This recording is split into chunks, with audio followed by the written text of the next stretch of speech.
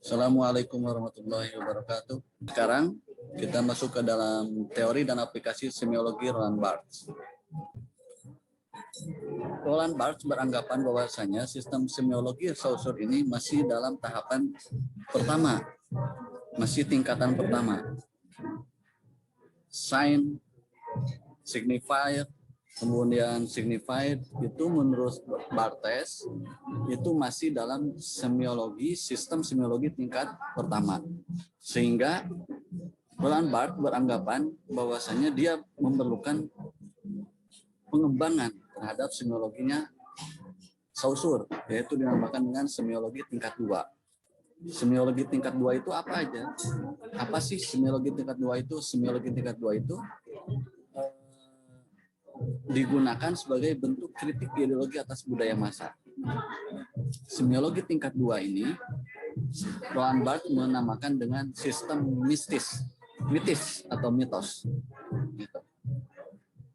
Semiologi signified kemudian sign merupakan sistem semiologi tahap pertama yang Ferdinand Saussure gagas.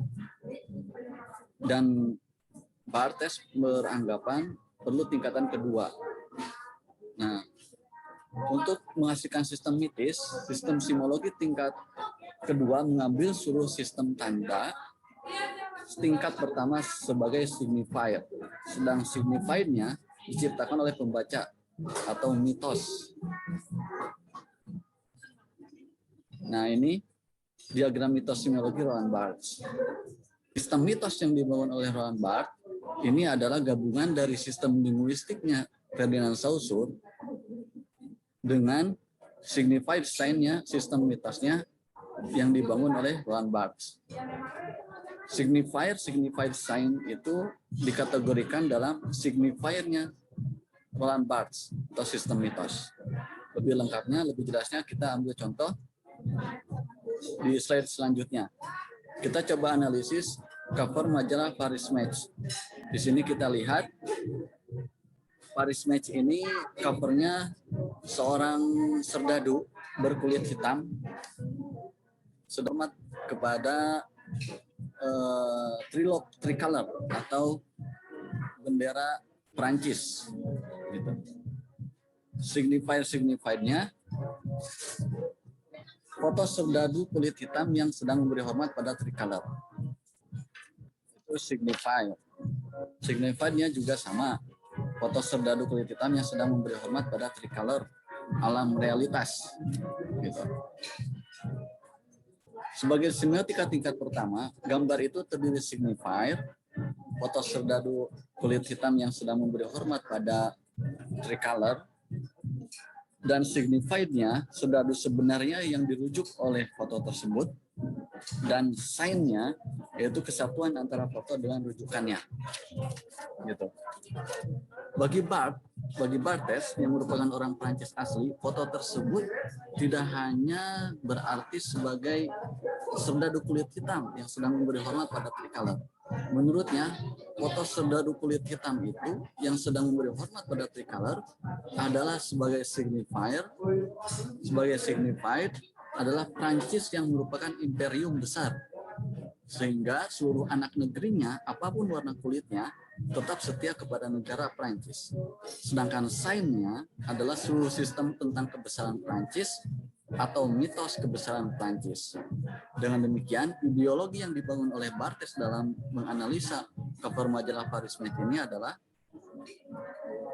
cover majalah ini mengandung ideologi imperialisme penjajahan Prancis terhadap negara-negara jajahannya. Pengetahuan tentang imperialisme Prancis ini bisa kita perdalam melalui pendekatan sejarah. Itu contoh yang pertama, aplikasi teori semiologi Roland Barthes. Kita lanjut pada contoh yang kedua, kata tijarok dalam surat As-Sof ayat 10 dan sampai 11. Mohon maaf, itu bukan 111 tapi 11.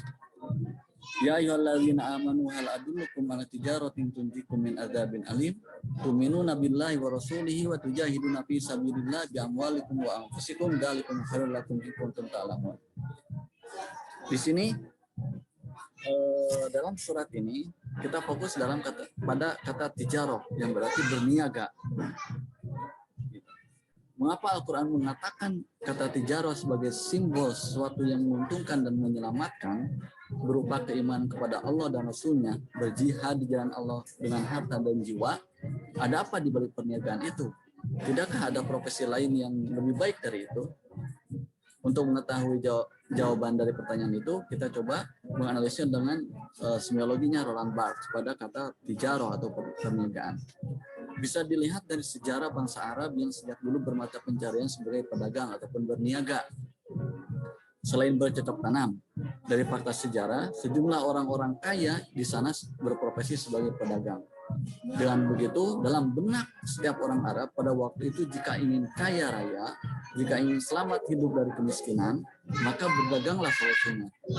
Ketika datang Islam, Al-Quran menggunakan kata tijaroh yang semula sebagai simbol transaksi komoditi berupa barang dan keuntungan materi berupa uang, diubah referensinya menjadi ke komoditi imaterial atau spiritual, keimanan kepada Allah dan Rasulullah SAW, dan material berjihad di jalan Allah dengan harta dan jiwa.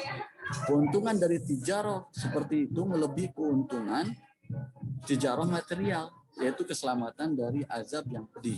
Dengan demikian, kata tijaroh dalam ayat itu mengandung ideologi materialisme dan spiritualistik.